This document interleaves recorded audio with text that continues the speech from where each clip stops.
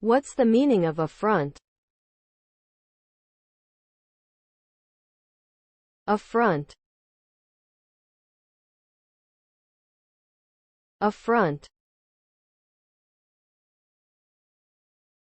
Affront. Affront. Affront. Affront means to insult or offend someone intentionally. It can be a verbal insult, an action that humiliates someone, or a behavior that shows disrespect towards someone. The result of an affront can be anger, hurt, and a sense of humiliation felt by the person who is targeted.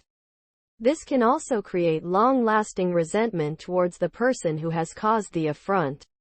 If not resolved, it can lead to strained relationships or even a break in communication between the two parties involved.